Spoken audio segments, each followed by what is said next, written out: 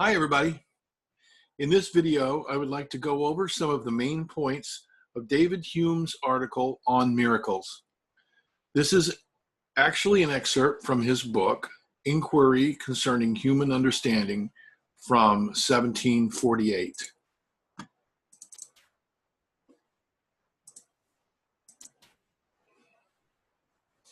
Hume's aim here is to respond to the idea that we are justified in believing in miracles based on the evidence of testimony. His specific concern is with the so-called miracles that Jesus performed as written in the New Testament. However, Hume does intend for his reasonings to apply to reports of miracles anywhere. He says on page 1 that he has discovered an argument that will be a response to superstitious delusions.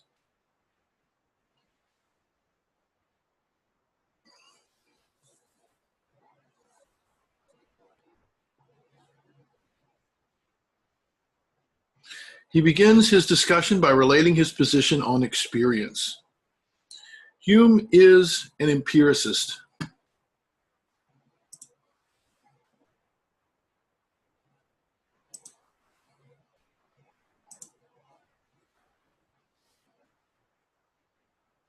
Which means that he thinks that the surest way to knowledge is through experience rather than reason. Those things we know from experience are called knowledge a posteriori, whereas things known prior to experience through reasoning alone, they're called knowledge a priori. So according to Hume, experience is our only guide when reasoning concerning matters of fact. However, this guide is not altogether infallible, so we will need to proportion our belief to the evidence, so that if we have past experience that leads us to believe that something is the case, that should be our guide in the future. An example that Hume uses here as elsewhere, or that he uses elsewhere, is the sun rising every day. We'll pretend that it's actually the sun rising. They knew in Hume's time that it was the earth going around the sun, but we'll call it the sun rising every day. We have very good reason to think that the sun will rise tomorrow because the sun has risen every day in the past. Hume says that there's no species of reasoning more common than the reasoning we derive from the testimony of men and reports of eyewitnesses and spectators. But since this evidence is founded on past experience, our confidence in the truth of such testimony, or in the truth of such testimony, should vary with the amount of experience we have of the matter presented in the reports.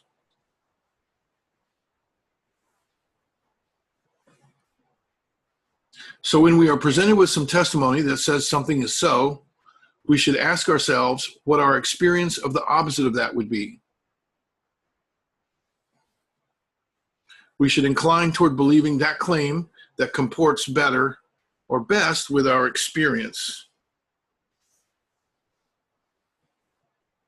As a result of the foregoing, the more extraordinary the supposed fact is, the more evidence we should require for believing it. The reason Hume says why we place credit in witnesses and historians is not because there's any real connection between witnesses and facts, but rather because there is so often a conformity between the two. In other words, most of the time when people tell us things, they turn out to be true, so we tend to believe it when people tell us things. The trouble comes when we are told something that one has had very little experience in observing, or that very few people have experienced observing.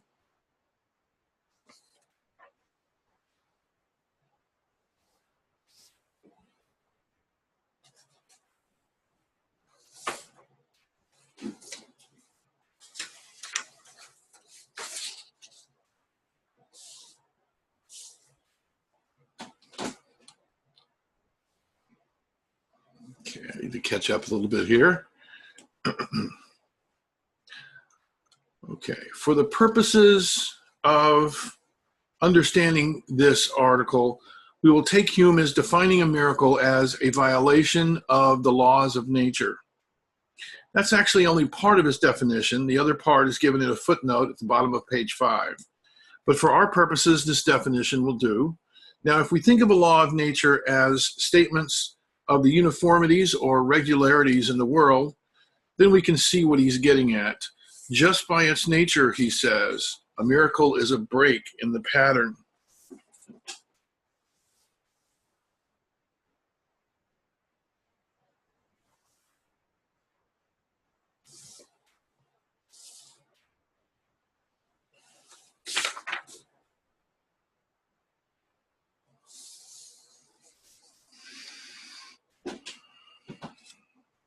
Okay, he says that there must be a uniform experience against every miraculous event.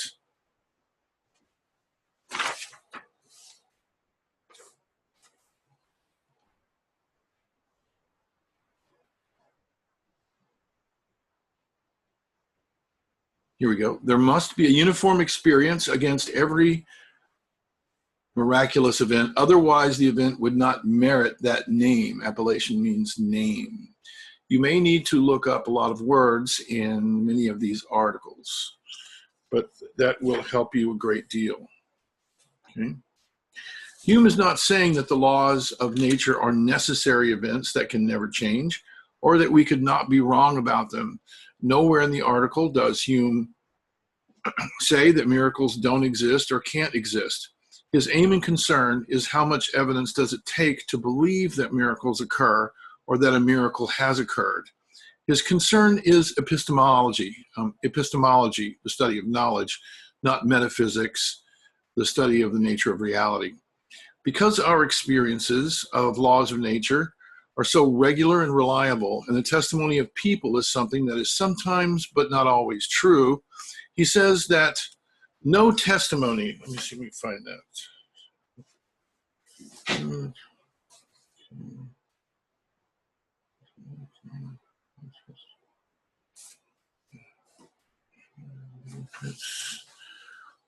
No testimony. Yes, here we are. He says, no testimony is sufficient to establish a miracle unless it would be more miraculous that the testimony is false. Okay. On page 5 here, he begins to make 4 points about all of this. Okay. First, he gives some circumstances that would be sufficient to give us confidence that a miracle had occurred. Such testimony would require that it come from a sufficient number of people, that these people be of good sense and education and so on, that they have undoubted integrity, etc. In other words, such testimony about the occurrence of a miracle would have to come from people who were so thoroughly reliable in their testimony that it would be more miraculous that they would be deceiving or being deceived than it would be to believe them. Okay. Second, he says that the most usual is always the most probable, that we ought to give the preference to those facts that are founded on the greatest number of past observations. There are 2 points that should give us pause in believing testimony about miracles.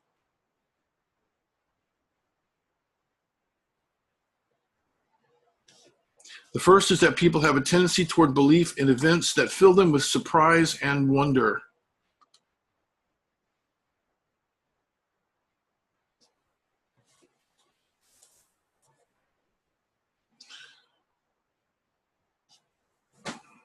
People who are religious, he says, are often well-meaning and honest and have the best intentions in the world, but they are inclined to set aside their common sense in order to believe a miracle has happened. Second, the many instances of fake miracles and prophecies have either been detected by contrary evidence or been simply shown to be untrue due to their absurdity. As a result, Hume says, we should be suspicious of all miracles.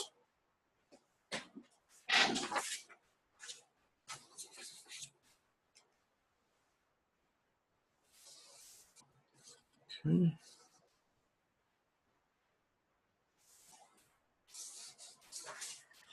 Okay.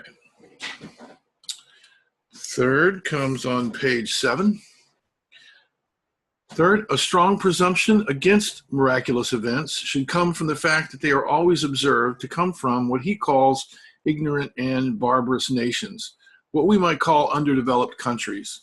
His point here is not to condemn cultures, but rather to say that miracles tend to be observed in places where there are not many educated people who might be likely to question what they are experiencing.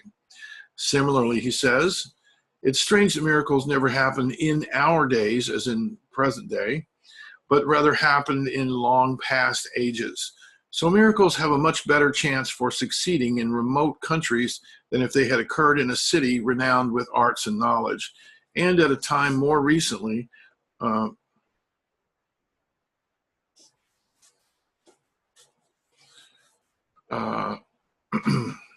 at a time more far past where they're not likely to be tested by the instruments of science.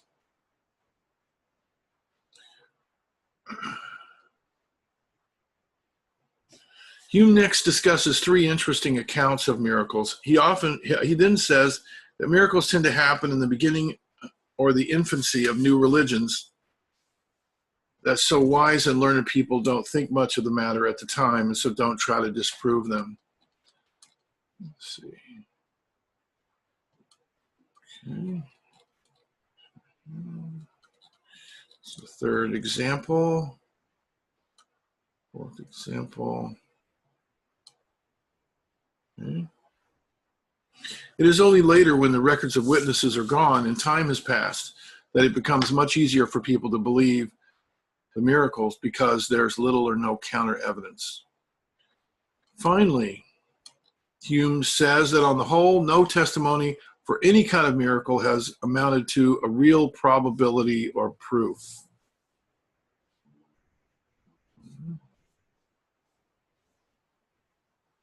It is experience only that gives authority to human testimony, and it is the same experience through which we learn the laws of nature. When presented with these 2 things, 1, our own reliable experience of the laws of nature, and 2, the unreliable testimony of people, we must subtract one from the other. And what one finds when one does this subtraction is embodied in his maxim. Let's find his maxim here, towards the end here.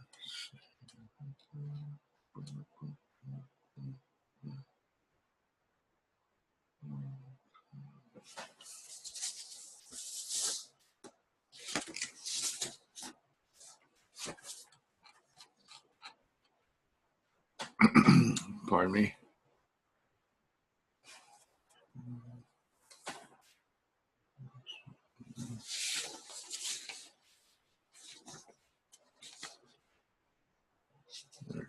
Before I beg. Oh, okay, one more page. There we go. Here's his maxim right here. Okay.